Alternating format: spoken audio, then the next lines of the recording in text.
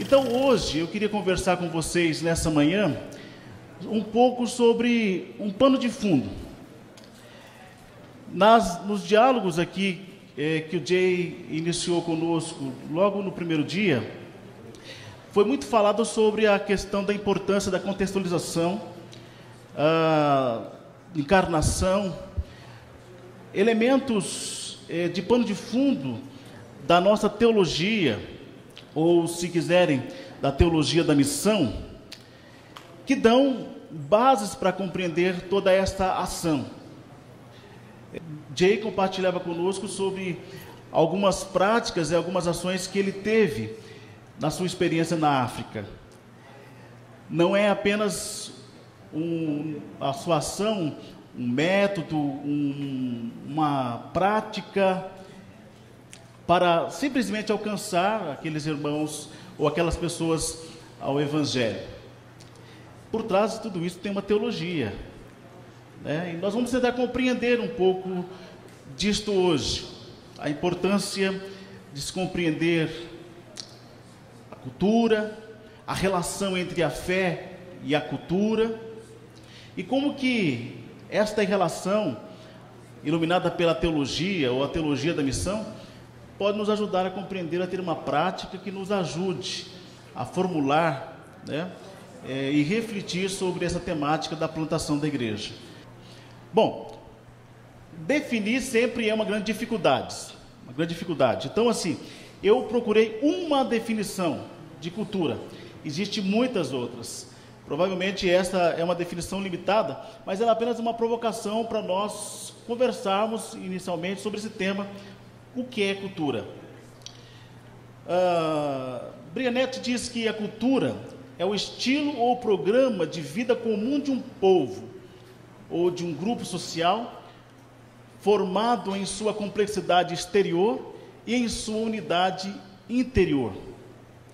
Eu, de forma muito livre, diria que a cultura é a construção social de um povo ou de um grupo e é a somatória de toda essa construção que essa nação, esse povo, esse grupo ao longo dos anos foi se configurando, e isso foi se tornando parte da cultura daquele povo, daquele grupo, daquela nação, ou de um segmento específico. A cultura, ou as culturas, elas são dinâmicas. É muito importante nós compreendermos, né? Muitos aspectos culturais que eram referências no século passado, hoje estão em desusos, mostrando um pouco esse dinamismo que é a cultura, né? Como eu disse, essa é uma definição de cultura, acrescentei uma percepção minha, porém há muitas outras e há muitas formas de entradas nessa temática, que é a temática da cultura. O que é a cultura? Aquela que se debruça na questão da plantação de igreja precisa refletir sobre isso. O que é cultura, o seu dinamismo, isto é muito importante. Grave isso. Bom, como eu disse, é possível então falar de cultura, tanto no seu aspecto singular, cultura, quanto também no seu aspecto plural, culturas. Esse é um aspecto também importante. Daí, porque nós encontramos, então, diferentes culturas. Cultura brasileira, cultura latino-americana, há gaúchos aqui, né? Cultura gaúcha, cultura goiana, comedores de piquis, de plantões, né? Diferentes culturas, né? Lembrando, então, o que eu já disse, que as culturas são dinâmicas. E esse dinamismo tem que ser compreendido em todo o processo de estudo, de reflexão e análise sobre esse tema. O Evangelho também é um tipo de cultura, né? O Evangelho também é um tipo de cultura. Explicita a cultura, os valores, né, trazidos por Cristo Jesus a nós.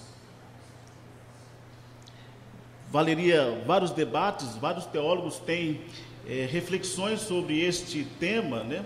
Desde o século passado, a gente tem visto teólogos debruçarem nesse tema da cultura, a cultura cristã, a cultura do Evangelho. Nós não vamos entrar nesse debate, mas em síntese é importante compreender que o Evangelho também é um tipo de cultura. O Evangelho e as culturas, elas então representam dois tipos de realidades, né? Ou de ordens, e ordens complementares, eu diria, mas também distintas. Este é um aspecto importante. O Evangelho, como as culturas, representam duas ordens de naturezas complementares de vida, mas, repito, também distintas. Este aspecto é valioso também na compreensão desse tema da relação fé e cultura. Lembrando que o Evangelho, ele pertence à ordem da gratuidade. Não se vende o Evangelho. Pelo menos deveria ser assim. Nós sabemos que hoje há um tipo de religião ligada ao mercado, em que patenteia, não sei de quem, o Evangelho e o vende. Porém, é importante lembrar que o Evangelho, ele é a natureza do Evangelho é da gratuidade. Esta é a ordem do Evangelho, ele não é vendido. As culturas do campo da necessidade.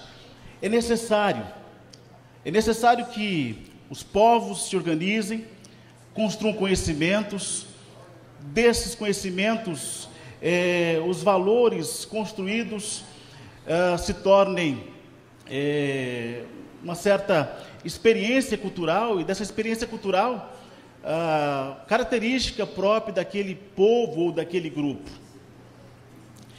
Os seres humanos, por serem também seres sociais, naturalmente desenvolvem e aprenderam desde muitos anos e muitos tempos a viverem em culturas, né?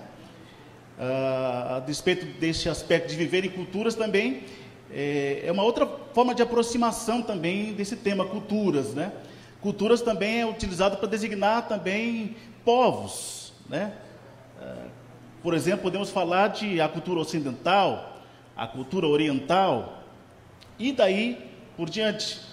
A cultura ou culturas é uma terminologia que se usa para falar também de segmentos e povos, grupos.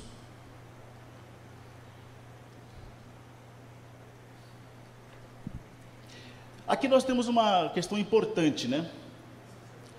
Nem o Evangelho como experiência de Deus nas culturas humanas, nem as experiências humanas nas diferentes culturas podem ser substituídas por tradições congeladas, né? Como eu disse, as culturas são dinâmicas. Também o Evangelho é dinâmico. Já adiantando uma situação que nós vamos conversar mais adiante, tentar levar a um outro grupo, uma outra nação, um Evangelho estruturado, marcado por questões muito particulares de um povo, de um grupo, pode se revelar como uma estrutura congelada, né? Faz parte do Evangelho esse dinamismo todo. Nós vamos depois falar um pouco sobre a questão da contextualização, da enculturação, né? Que é a importância de esse Evangelho, ele não ser enlatado, mas ele fazer parte ou se inserir naquela cultura. Nós temos muitas experiências do problema, ou até desastre, poderíamos dizer assim, de um Evangelho anunciado por determinadas culturas de forma muito amarrada ou presa, né? O Evangelho anunciado a partir de suposta cultura padrão, historicamente, muitas vezes, ele veio amarrado a uma cultura hegemônica, a um grupo que impôs o Evangelho a determinado grupo. Isso é importante, porque quando se fala de plantação de igreja, precisamos refletir sobre isso, né? Que tipo de evangelho nós estamos levando? E qual é esta relação, né, na evangelização? Nós vamos falar daqui a pouco também. Há uma abertura para diálogo, há uma abertura para a comunicação com o outro, ou não? A nossa relação da exposição do Evangelho, no diálogo do Evangelho, ela é impositiva. Nós temos histórias de muitas relações, na história da igreja, de imposição do Evangelho.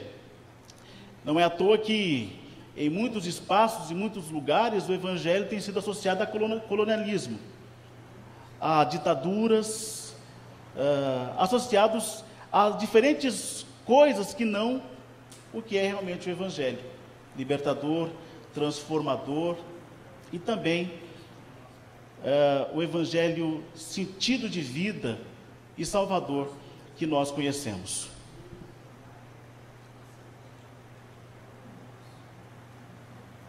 Lembrar também vocês, e esse slide ele é muito importante nesse aspecto, de que a cultura, ela é também de diferentes ordens. Existe cultura de vida e existe também cultura de morte. Muitos estudiosos, tanto teólogos quanto antropólogos, né, às vezes criam a fantasia de que a cultura, ela me permita usar um termo entre aspas, santa, pura. Determinada cultura, ela é especial, e em alguns aspectos, às vezes até sagrada para alguns grupos, né? Mas é importante compreender que nas culturas, ou nas diferentes culturas, também permeia nessa cultura uma cultura de morte e também uma cultura de vida. As estruturas de morte sempre são ervas daninhas dentro de uma cultura, né? Este aspecto também é importante para nós que pensamos na plantação de igreja, né? Não é porque nós temos que abrir e estabelecer diálogos com determinadas culturas ou determinados grupos que todos os aspectos daquele grupo terão que ser, eu diria assim, entre aspas, aceito. O Evangelho, que também é Evangelho libertador e confrontador, por ser uma cultura de vida, em alguns momentos vai entrar em embates com alguns tipos de culturas de mortes presentes em alguns grupos ou segmentos em algumas culturas. Ok? Não há como não falar de uma interação na cultura com o Evangelho transformador, né? Aquilo que nós vamos também conversar adiante, o tema da enculturação e também o tema da contextualização. E pensando nessa dimensão, então, de uma evangelização contextualizada, eu diria que o valor do Evangelho, né, e a razão de proclamar esse Evangelho está em associá-lo, né, a sua compreensão também, a essa cultura a qual nós nos dirigimos para poder comunicar. David Bosch diz que essa percepção, esse cuidado, ele é muito importante na nossa relação de anúncio do Evangelho, né? É importante que a gente procure associar e compreender os aspectos culturais para que haja êxito na comunicação da mensagem do Evangelho. Isso seja para um outro povo, ou seja para grupos, segmentos que nós queremos alcançar na nossa cidade, no nosso bairro. Compreender este grupo e formas de comunicação, eu diria até um pouco próximo à cultura daquele grupo, é importante. Quando eu penso nesses temas da contextualização e também da enculturação, eu lembrei ontem da metáfora que o Jay usou da galinha, né? Onde procurou-se pontes para poder comunicar aquele Evangelho em aspectos e metáforas que aquela cultura compreendia. Ok? Jay? Fazer algo, né, ou proclamar o Evangelho sem reconhecer a importância da cultura, né, é o mesmo que você produzir um amaranhado de mensagens, de comunicações sem sentido para aquela cultura, para aquele grupo, né?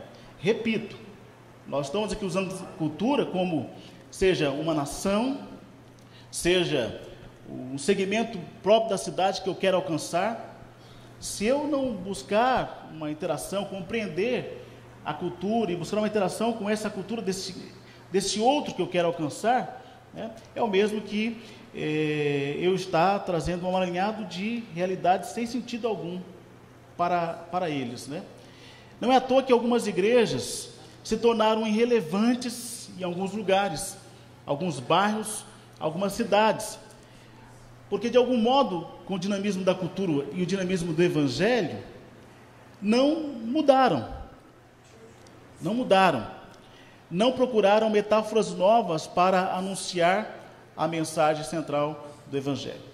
Dentro desse aspecto, então, é importante nós compreendermos, e esse é o aspecto principal, nesse primeiro momento, ao falarmos sobre evangelização contextual, que não há como anunciar o Evangelho e ter êxito na anunciação, na proclamação do Evangelho, se nós formos anunciar um Evangelho acultural, né? A tarefa evangelística é sempre desenvolvida sobre o pressuposto de que Deus se encarnou em Jesus Cristo, e a partir desta encarnação, ele reconheceu o valor do tempo, o valor do espaço, reconheceu o valor da cultura daquela época, e lembrando, né, que Jesus, apesar de ser filho de Deus, era um judeu, que comia com as pessoas, convivia com as pessoas, tocava nas pessoas. Não é sem sentido que alguns o chamavam também de o filho do carpinteiro, mostrando essa relação que ele tinha com a sua cultura. Fora outros aspectos que numa casa de teólogos a gente deve presidir, que conhece já, né? Pois não? Dentro disso, H.D. Fox e George Morris trabalham um ponto bem importante no Partilhar a Fé, que é um livro antigo, né, que a gente conhece aqui, e ele fala justamente desse ponto, dizendo que Deus não chega até nós do nada, ele não cai, não chega até nós do nada, ele usa o processo. E isso, creio que seria essa questão da evangelização contextualizada, quando Jesus, por exemplo, utiliza termos bem recorrentes da época, como bom pastor, pastor de ovelhas, videira. Então, termos que o povo tinha um conhecimento maior, que entendia o processo do dia a dia, que abria oportunidade maior para poder entender o processo do Evangelho. Não sei se está dentro desse processo, mas eu acho que dentro da questão da evangelização contextualizada. Ok. E sem desconsiderar as metodologias modernas de evangelização, né? Jesus já nos ensinava já há muitos anos como interagir com a realidade, interagir com os povos, interagir com a cultura, né? Quando você lembra esses aspectos aí, né? As metáforas que ele usava, como as parábolas, eram histórias que tinham vida no coração do povo, e a partir da vida que tinha, ele trazia novos significados e perspectivas em relação aos valores do reino de Deus. É um grande exemplo para nós, né, que às vezes estamos correndo atrás de metodologias novas, e isso não pode, não é uma crítica, né? Mas nunca esquecer dos nossos fundamentos, né? Jesus nos oferece referências muito valiosas nesse aspecto, né? Lembrando então que o Deus da encarnação não é uma entidade supranatural, supratemporal ou supraespacial, né? Falando uma linguagem universal e tendo como interlocutora uma massa homogênea, né? Então esse aspecto é muito valioso de nós compreendermos quando falamos de plantação de igreja. Lembrando também que nós estamos aqui trazendo a nossa memória, nossa mente, fundamentos da nossa teologia da missão e evangelização, né? Então, pensando nesse aspecto, a evangelização é uma iniciativa divina. Não é à toa que nós falamos na nossa teologia da missão de Deus, né? Então, a evangelização é uma iniciativa que parte de Deus, e nós colaboramos com Deus nesse processo da missão, que inclui, né, reconhecer o valor do contexto da realidade em nossa volta. Bom, o que acontece quando nós ignoramos esse elemento que temos discutido, que é a importância de uma evangelização contextual, né? Aqui tem um quadro desenvolvido pelo professor Ronaldo Lindório, e que ele mostra a diferença de uma evangelização contextualizada e aquilo que alguns fazem, que não seria evangelização, que é muito próximo de uma catequese. E aí eu uso esse termo, ou melhor dizendo, o professor Ronaldo usa esse termo, não apenas no sentido católico, mas catequese em um sentido universal, porque também nós evangélicos, cristãos, também podemos fazer aquilo que ali nós vamos ver descrito, se identifica como uma catequese. E eu queria poder olhar para esse quadro e pensar com vocês algumas questões importantes. Bom, uma evangelização dentro daquilo que nós estamos chamando de contextual se dá com os códigos do ouvinte, a língua materna daquela cultura.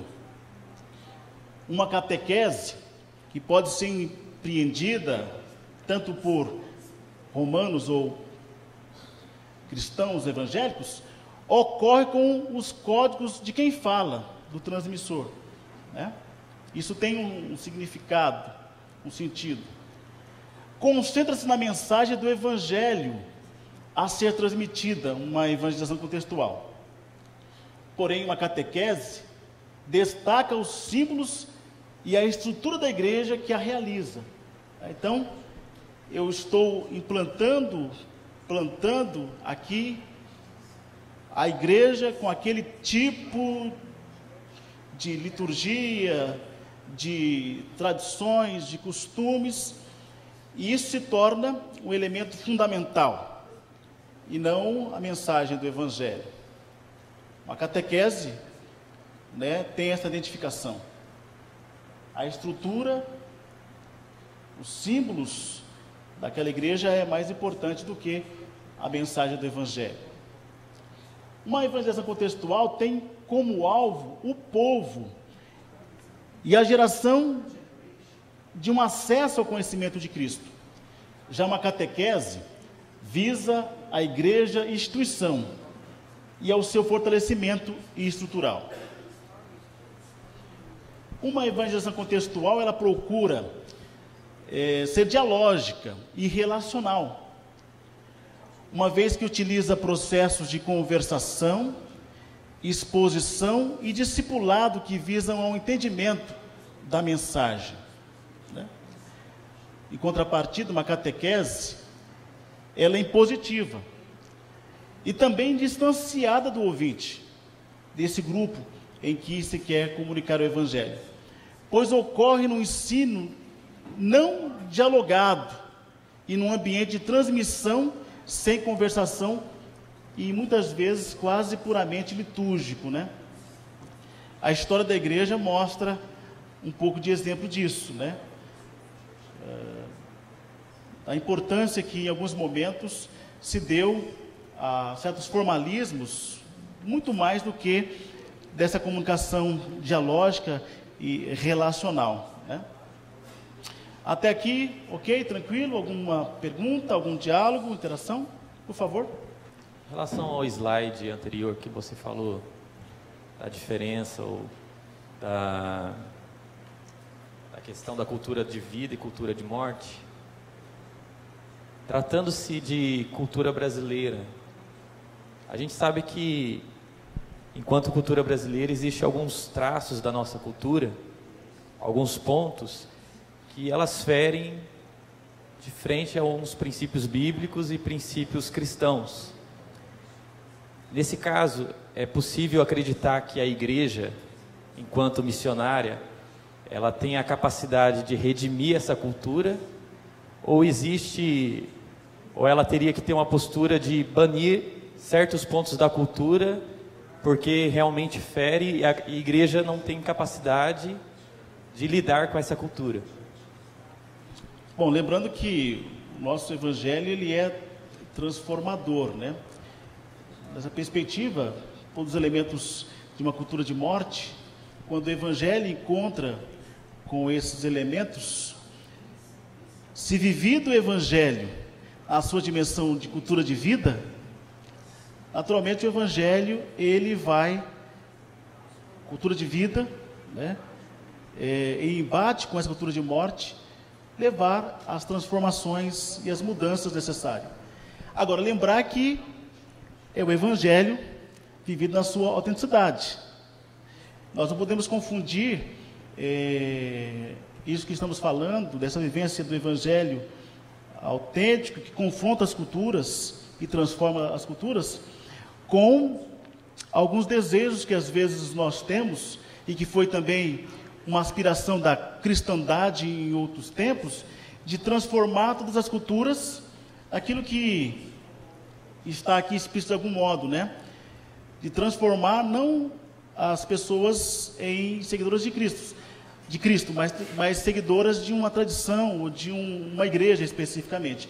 Esse cuidado tem que se ter atenção a esse cuidado, né? Mas essa perspectiva que você diz, de fato, o evangelho é essa cultura de vida que, diante da cultura de morte, nós assim cremos, transforma as realidades, né? Ok? Conversando também sobre um outro tema ou um conceito teológico que é muito importante aqui na América Latina, que é o conceito de enculturação. Muito próximo também àquilo que a gente tem de contextualização, né? Porém, muito mais do que compreender as formas como essa cultura vive e procurar relacionar o evangelho àquela cultura, o termo enculturação, ele acrescenta para nós a perspectiva e o entendimento de que na inter-relação, ou na relação do evangelho e a cultura, né, há trocas, e essas trocas, elas são trocas que enriquecem ambos os lados, né? Nessa perspectiva da enculturação, o encontro do evangelho com a cultura vai produzir encontros maravilhosos e criativos. Essa é uma perspectiva que nós entendemos aqui no Brasil, né?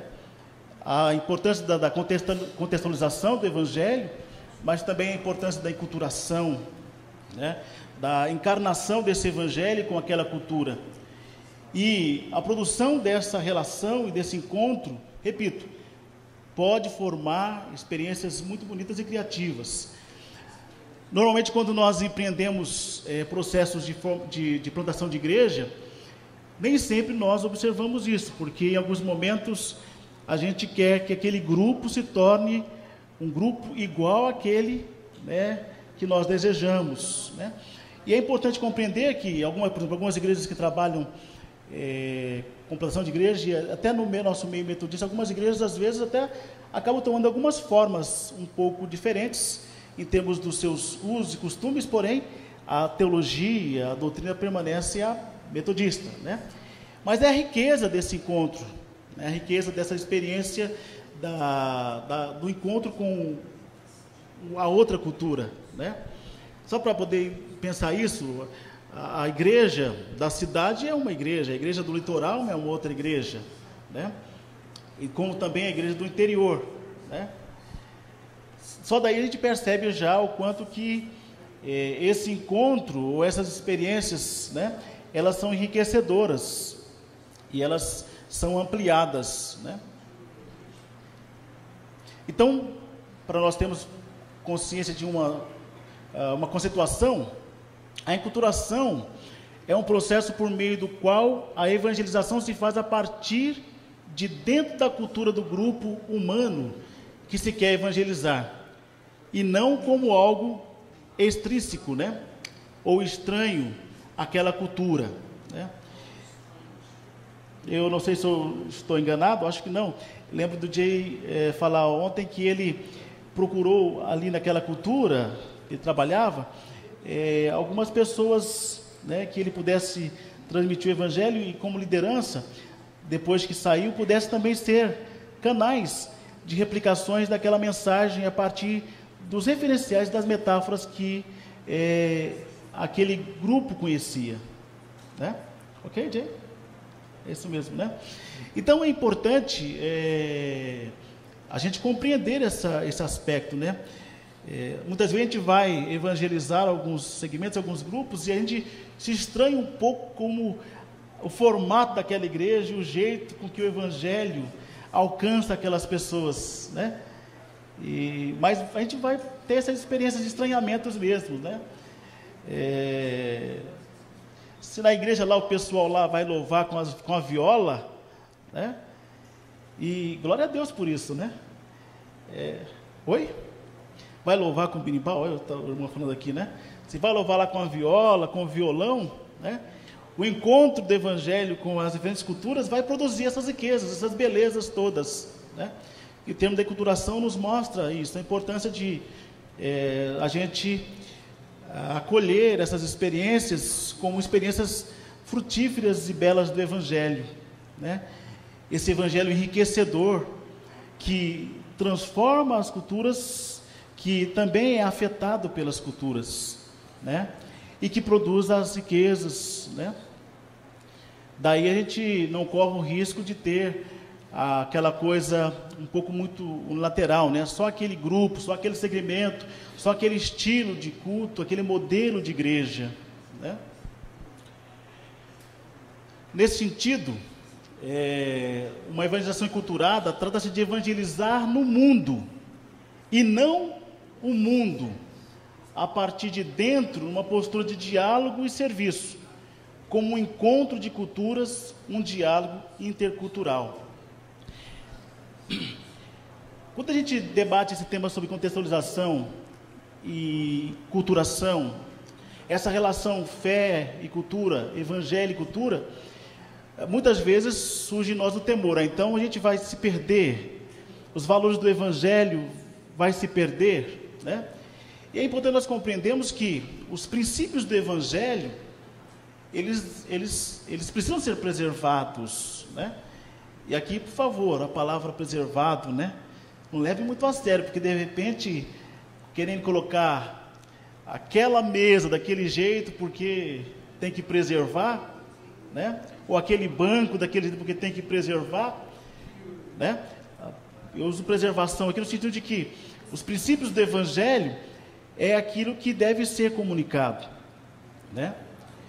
E aí me chama a atenção essa citação quando fala que o processo de evangelização, dessa relação entre evangelho e cultura, ela se dá, então, no mundo, né? E não se dá no mundo, né? Isso é importante porque se nos ajuda a compreender que se dá no mundo, então assim, enquanto eu estou comendo, enquanto eu estou me relacionando com as pessoas, enquanto eu estou trabalhando, na dinâmica diária, cotidiana, que eu anuncio o evangelho. De fato, as programações evangelísticas, elas têm o seu valor, a sua importância. Aquela atividade que eu trabalho para realizar, né, com aquele segmento, aquele grupo da minha igreja, buscando alcançar aquelas pessoas, tem lá o seu valor, né? Mas essa evangelização enculturada, ela vai nos ajudar a compreender de que no cotidiano, no dia a dia, nas relações, né, que a evangelização acontece, sem a gente programar muito, né, ou sem estabelecer dias, datas, horas, né? E isso não quer dizer que nós temos que abrir mão dos nossos programas de evangelização, dos nossos programas missionários. Não é isso que nós estamos querendo, ok?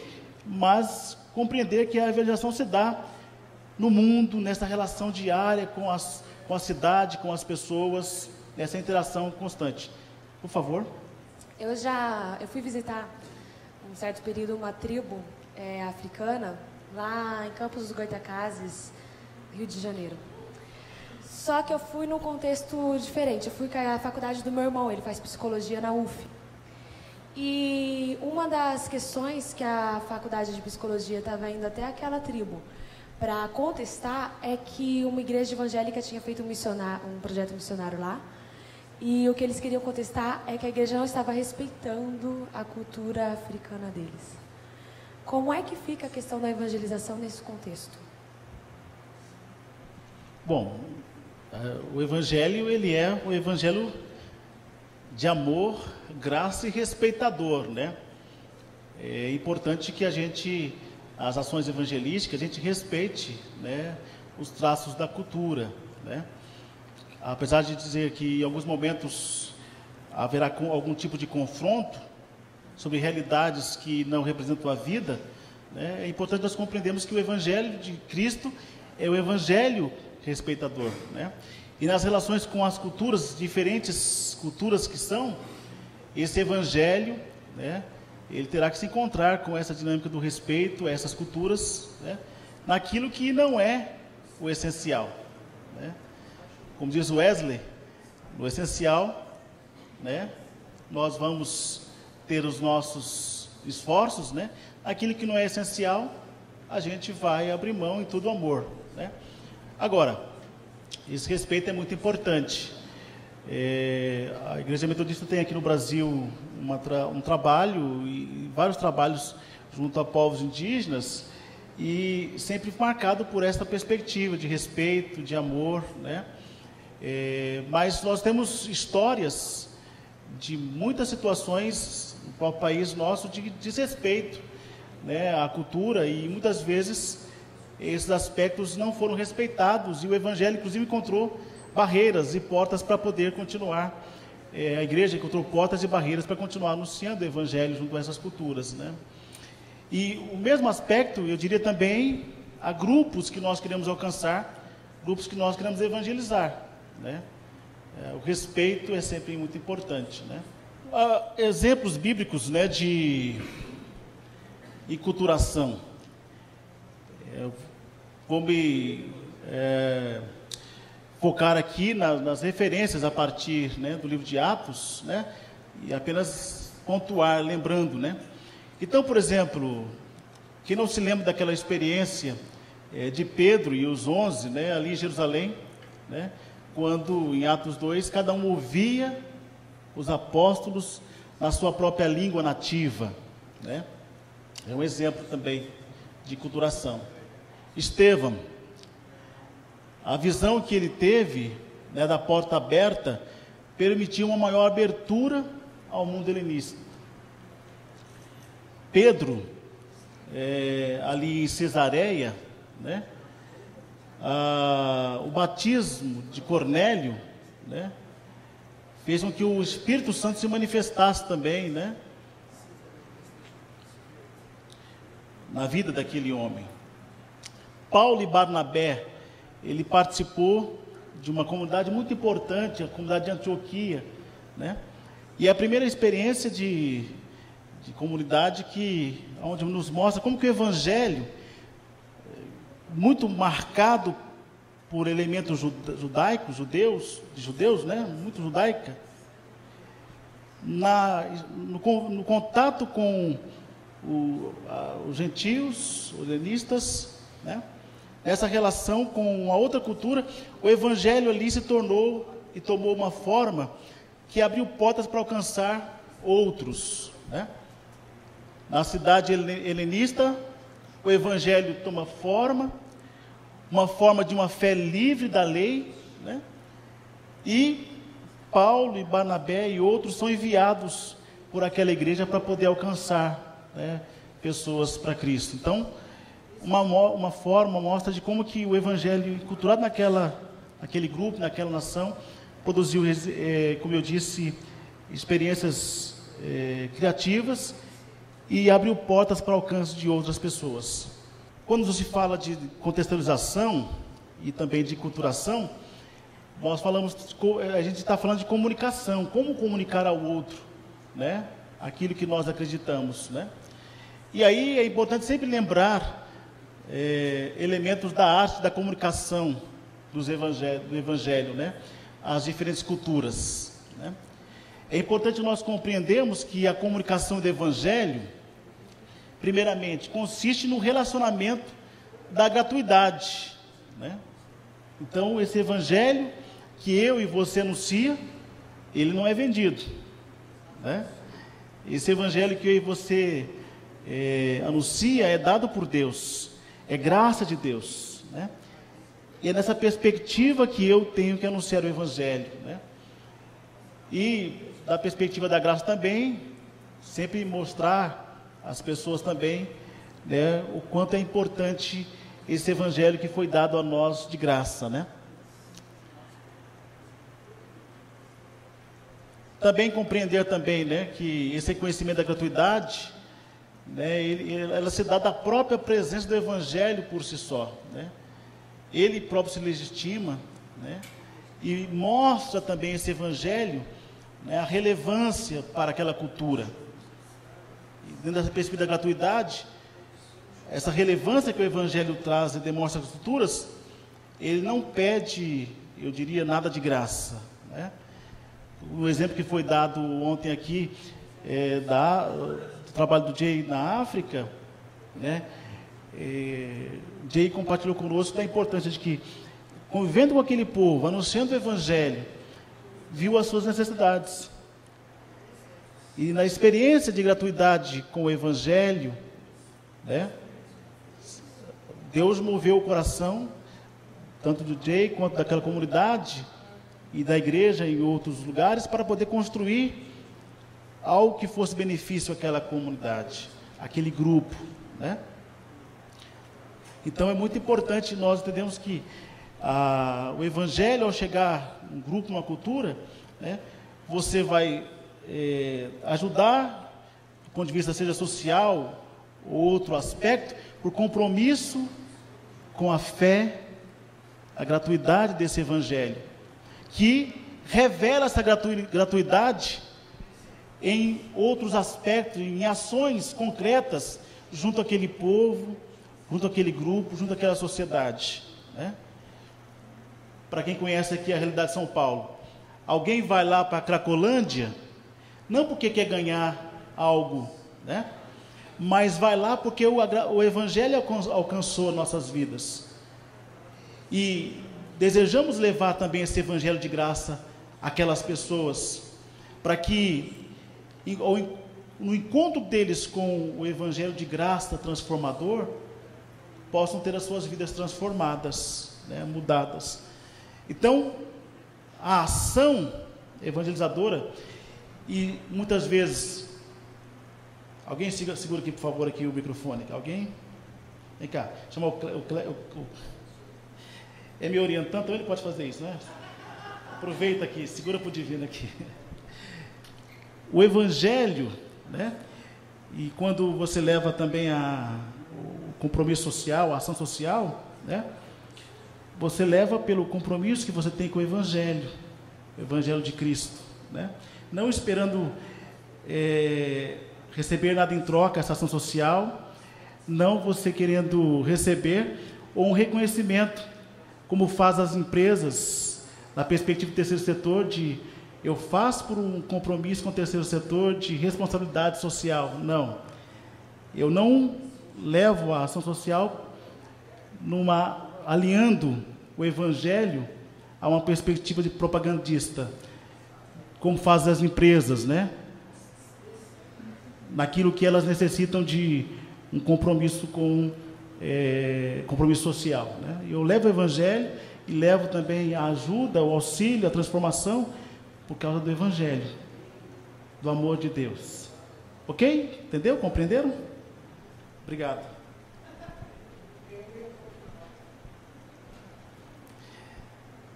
Lembra do Moisés lá, né?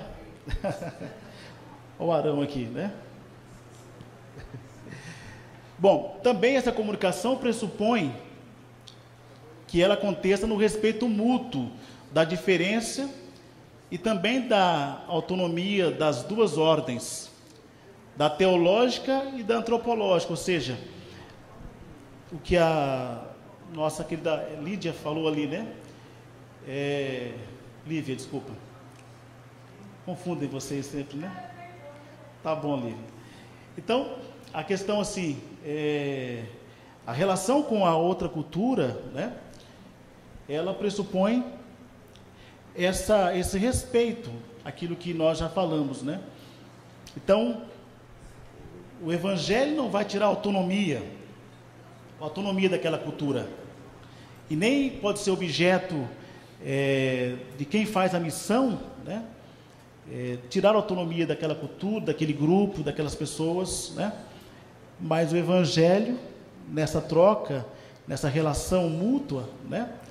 Vai enriquecer e ser enriquecido, né?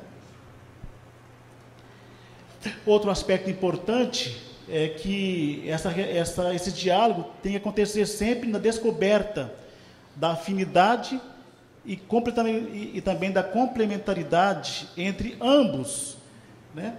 E também sempre verificar a possibilidade de articulação, né? O que nesse contato, nesse anúncio do Evangelho, eu aprendo, né? E um aspecto importante que sempre tem que ficar claro aqui, que o que é enculturado ou o que é contextualizado é o Evangelho, e não o missionário ou a pessoa. Então quer dizer que o missionário não precisa contextualizar também? Precisa. É que muitas vezes há uma ênfase, né? O missionário ou o evangelista quer colocar a roupa, né? Igual o povo daquela cultura, daquele grupo. Só colocar a roupa não vai adiantar, né? Me permita de novo citar você, Jay, né? Eu lembro que o Jay falou que assim, ele começou a ouvir aquele povo, conhecer a sua história, né? E verificar como que o Evangelho poderia encarnar e se tornar realidade naquele grupo, naquela cultura, né? Não basta apenas quem evangeliza, quem faz missão, colocar apenas a roupa. Tem que ter essa sensibilidade da escuta, né? E nessa escuta vai se encontrando as pontes para o anúncio desse Evangelho, né? Vai conhecendo como aquele grupo ele se relaciona melhor com a fé, né? Como que aquele grupo ele aceita, né, melhor aqueles elementos centrais da fé, e daí por diante, ok? Até aqui alguma interação? Só para permitir, e também a menina lá de Campos, Star Wars, né? A primeira frase ali que a gente vê, arte de comunicação, para te ajudar, não sei se você ficou satisfeita com a resposta. Quando a gente vê Atos 17, Paulo em Atenas, como o Jay falou ontem, do caminhando, Paulo estava caminhando em Atenas, e o que ele vê? Ele vê lá ao Deus desconhecido, era a cultura do povo. E quando ele vê ao Deus desconhecido, ele percebe uma oportunidade de falar de Jesus. Quando você falou da cultura indígena, ou cultura africana, né? O pessoal às vezes critica, né, que quando o afrodescendente vem para a igreja e ele é obrigado a esconder os seus santos africanos, né? Isso é uma coisa que a gente ouve muito. Paulo, ele pega essa oportunidade de ao Deus desconhecido, e ele vê a oportunidade de dar a mensagem. Ele senta lá com o grupo, ouve, participa, né? As pessoas já começam a identificar Paulo como uma das pessoas do meio. Aí ele pega a oportunidade e fala: esse Deus desconhecido que vocês adoram, é esse que eu quero falar. Aí ele tem a oportunidade de falar, né? Ou seja, ele respeita a cultura, ele não manda destruir o templo, mas ele aproveita aquela situação para falar do Evangelho. Isso é arte, é respeitando a cultura, né? Não mandar o índio botar roupa, né? Não mandar destruir, mas você deixa, ou seja, o Espírito agir, né? Não é gente que vai mandar destruir, que vai mandar mandar o índio botar roupa, ou mandar de parar de comer pequi com gueroba. Ou seja, você aproveita a situação, usa a habilidade para poder inserir o Evangelho. O que de essência nós queremos indicar até esse momento, e ficar central no nosso diálogo aqui, é que uma coisa é o Evangelho que anunciamos, outra coisa são os usos, os costumes, algumas tradições, né? Tanto no anúncio do Evangelho a um outro povo, a um outro grupo, é muito importante nós perguntarmos, né? O que dessa mensagem é central do Evangelho, né? Como comunicar essa mensagem do Evangelho àquele grupo, de modo que ele entenda a mensagem central da fé e do Evangelho. E perguntar também, né? O que tem ofuscado, atrapalhado uma melhor comunicação do Evangelho a determinado grupo.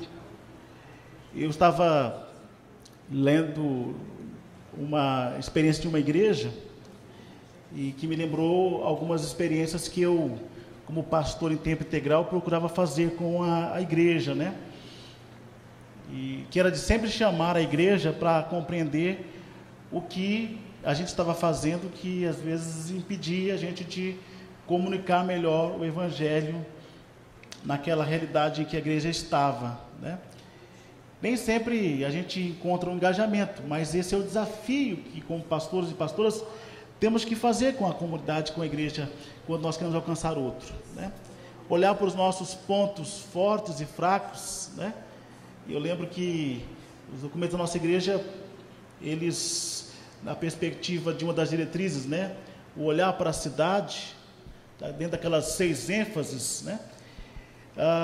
Foi muito enfatizado para nós a importância de nós olharmos para a realidade, na ênfase da cidade, e perceber o que a igreja podia fazer junto à sociedade, que não estava fazendo, áreas de necessidades daquela cidade ou daquele bairro, para poder melhor comunicar o Evangelho. E muitas vezes nós ignoramos isso. Então, eu lembro de uma história que eu estava vendo, de um relato de uma igreja que procurou ser missional e também plantar uma outra igreja, alcançar outras pessoas, e aqui o pastor disse assim, olha, que eles procuraram olhar para dentro da igreja e olhar de forma crítica e sincera sobre quais os pontos estavam impedindo-os de comunicar melhor o Evangelho.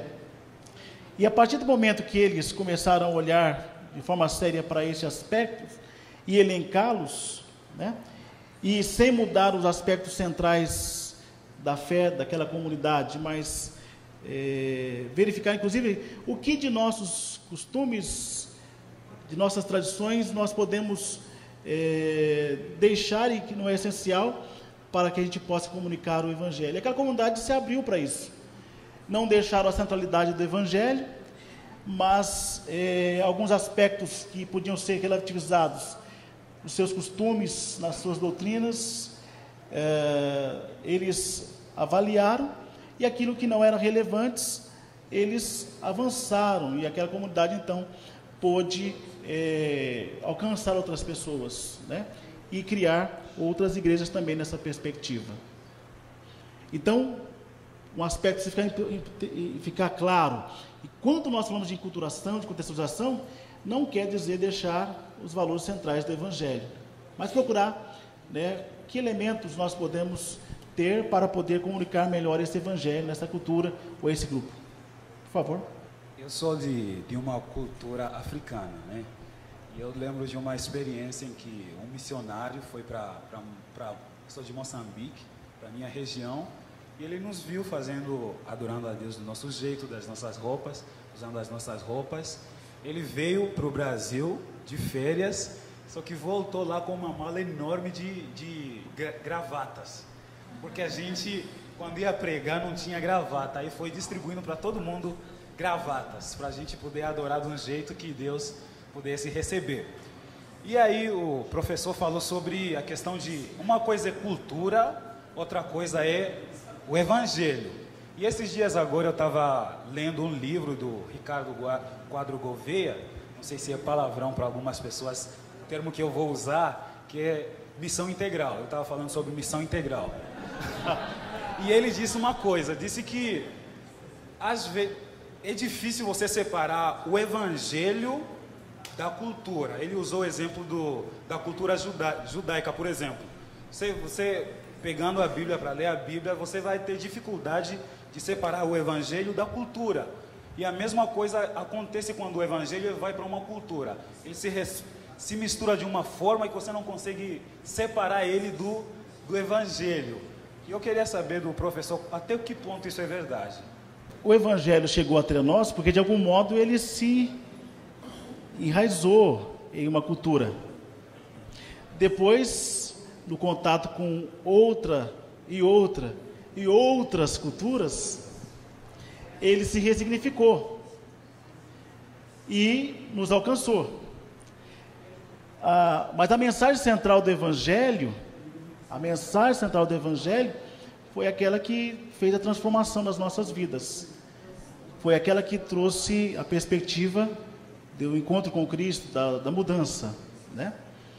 Sempre na relação da fé ou do Evangelho com a cultura, vai haver essa mistura. E que bom que aconteça essa mistura, porque torna o Evangelho essa beleza que é, né? O Evangelho vivido pelos os irmãos, né, de outra cultura, como você compartilhava na sua experiência, do seu povo, né, mostra uma riqueza, como o contato, né, do Evangelho com alguns povos aqui da América Latina, do próprio Brasil, e até no nosso Brasil mesmo, no material que eu encaminhei para os irmãos do Asbury, eu coloquei um item lá para nós conversarmos aqui, em algum momento, né, sobre os vários Brasis, por exemplo, que mostra, por exemplo, não só a riqueza cultural que nós temos, mas também a gente tem que compreender a partir disso que há uma cultura, uma diversidade também de evangelhos aqui, né? Isso mostra a riqueza do encontro do evangelho com as culturas, com a nossa cultura. Não há como separar, né?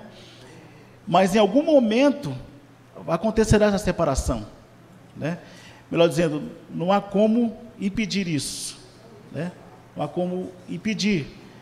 E é bom que aconteça, porque o Evangelho, ele encontrou enraizamento, o Evangelho se expandiu, porque ele foi se inserindo nas diferentes culturas, e como eu já disse em outro momento, foi encontrando metáforas para que os fundamentos da fé fossem comunicados na linguagem daquele grupo, daquele povo, daquele segmento.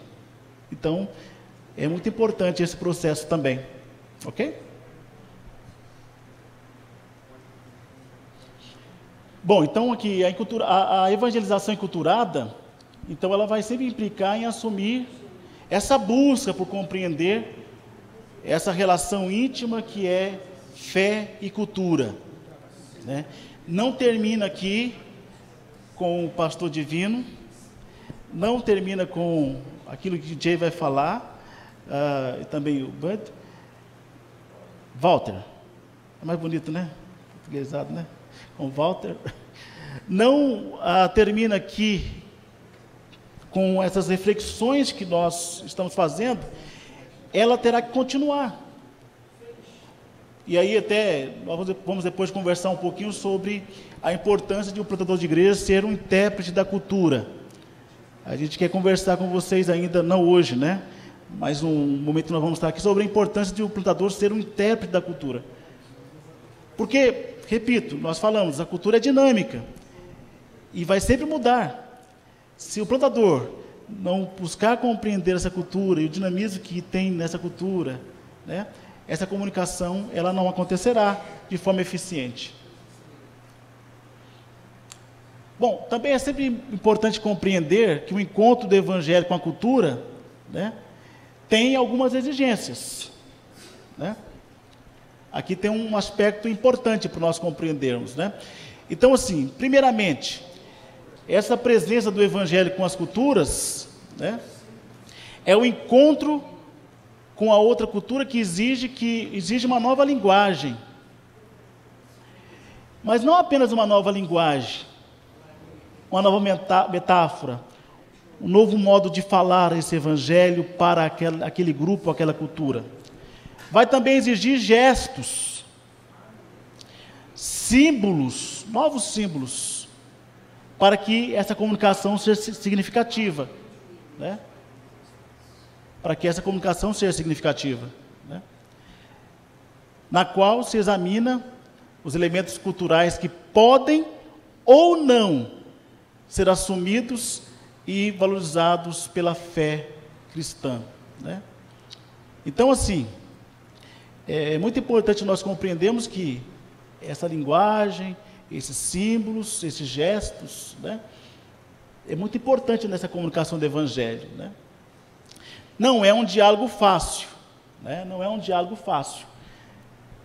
Evangelho e cultura, poderia em alguns momentos esse diálogo ter tensões, mas ele tem que ser experimentado e temos que ter um esforço nesse sentido para que a comunicação do Evangelho tenha êxito, né? Porém, além de buscar uma nova linguagem, gestos e símbolos, né, e assumir a tensão que é isso,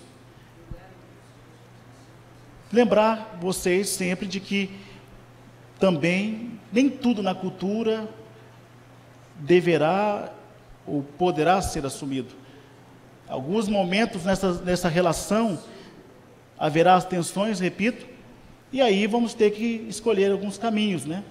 Algumas coisas vão poder ser assumidas, outras não, pela fé cristã, ok? Finalmente, nessa relação e nesse diálogo, a gente vai chegar às sínteses, né? E nessa comunicação, nessa relação de comunicação do Evangelho, essa síntese, ela vai não só enriquecer o Evangelho, como aquela cultura, e como também a igreja, né, que nasce ali naquela cultura, né, que será enriquecida por essa experiência, né, onde foi enfrentada as tensões todas, e de forma criativa pensado numa linguagem, numa metáfora, pensado em símbolos e também em outros gestos, né, de comunicação desse Evangelho. Aqui a gente tem outra citação importante para a gente pensar essa questão dessa relação entre Evangelho e cultura, né? Que essa evangelização enculturada sempre implica em nós perguntarmos, prescrutarmos, analisarmos, avaliarmos, né, à luz do Evangelho, sobre os novos sinais dos tempos, né, presentes, né, na cultura atual, né, mas também, né, não só na cultura que nós vivemos, mas também presentes na cidade, presentes no bairro onde a igreja está ou deseja desenvolver, abrir, plantar uma igreja, né? Nós precisamos refletir, né, sobre quais são os novos sinais que nós precisamos interpretar para que essa comunicação do Evangelho alcance, né, esses espaços onde nós queremos alcançar ou plantar uma nova igreja. Repito, assumir, né, a tensão de tudo isso, a dificuldade que é isso, né, sem se eximir desse esforço.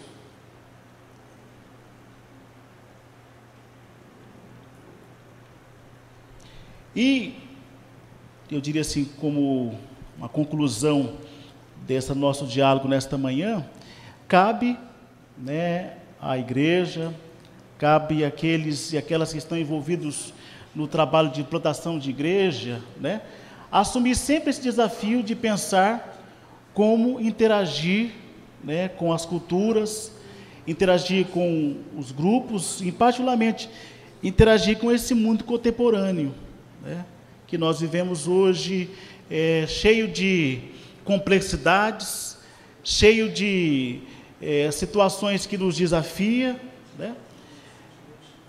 se nós queremos plantar, né, igrejas, além de pensar essa relação entre fé e cultura, temos que pensar sempre sobre os desafios de comunicar o Evangelho nesses novos tempos, no tempo que nós vivemos, né? E aí a gente vai buscar amanhã conversar um pouquinho sobre esses desafios, né? Comunicação do Evangelho, eu diria, nesse momento que nós vivenciamos hoje, pós-modernidade, ou modernidade ou pós-modernidade, como que anunciar o Evangelho nesse tempo? A gente vai fazer um exercício aqui de compreender um pouquinho sobre algumas marcas, algumas características desse tempo que nós vivenciamos hoje. Mas lembrando, é sempre um desafio muito grande fazermos esse esforço. Ok? Muito obrigado. Antes, por favor. Bom, meu nome é Ronilson, eu sou pastor na 4ª região e nós temos um trabalho com surdos. Quando se fala de cultura, né, a gente entende que nós falamos de uma cultura e não está inserida aí a cultura surda, porque só sabe-se quem tem uma cultura surda, quem trabalha com surdos, mas leigos que não têm esse conhecimento da realidade do surdo como cultura, ainda as nossas igrejas têm visto os surdos como um grupo de pessoas que não falam a nossa língua, ou que eu não entendo o que ele fala. E para que ele possa ser inserido no nosso meio, ele tem que aprender a falar, a ler os lábios, para ser aceito na nossa comunidade.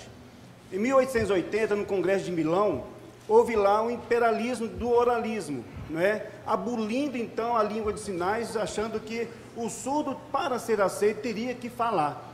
Então amarrava-se as mãos dos surdos, não era proibido de usar as mãos, então não deixava com que eles expressassem a sua cultura. É como a Euronice está aqui. Se você amarrar a mão da Euronice, ou fechar os olhos dela, ela não vai entender nada. E não adianta querer falar com ela através de escritas ou através de labial, porque ela não fala o português, ela fala Libras.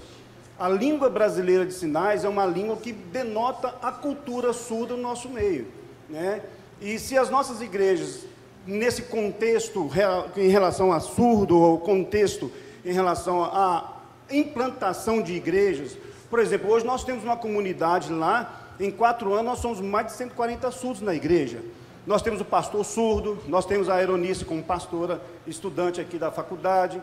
Nós agradecemos muito, né? Tem até um livrinho que eu estava dando na lidinha, tem aqui, que seria muito bom todos os pastores, dá uma lidinha, da Elizabeth, né?